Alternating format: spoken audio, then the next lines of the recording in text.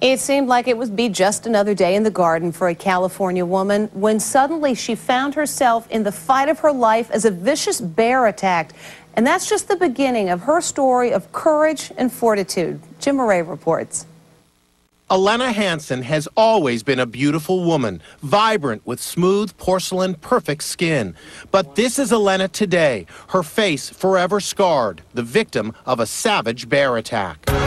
And the next thing I knew, I was on the ground and it was on top of me and it was chewing my head. Allena, a 56-year-old mom, was gardening at her mountaintop ranch in Southern California when a 150-pound black bear got petite Allena in a death grip.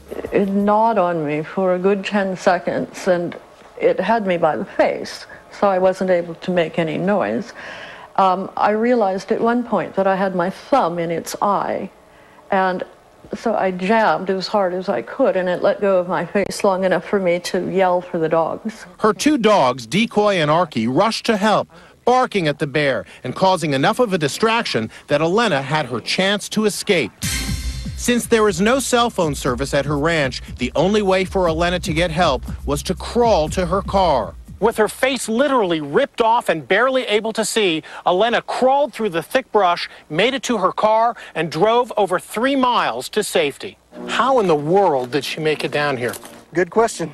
With Lieutenant Thomas Stenson from the California Fish and Game Department protecting us from wild bears, Allena's son and I retraced her journey through the rugged terrain. There was several blood spots here, trying to get her wits about herself. When a bloodied Allena got into her car, she glanced in the mirror and saw for the first time what the wild bear had done to her face. And when you saw your reflection, were you shocked at what you saw? No, I wasn't so shocked as I was really dismayed.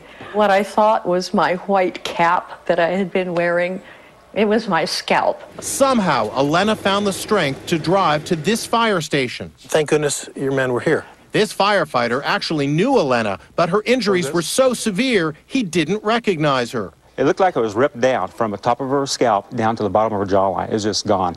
A helicopter airlifted Allena 100 miles to the UCLA Medical Center, where she underwent 6 hours of emergency surgery. Hi, Allena. How are you? Dr. Kimberly Lee told us it's one of the worst trauma cases she's ever seen. Her forehead was actually hanging off to the side. We did see an imprint of the bear's claw along her bone. Allena has had 2 surgeries and expects to have several more.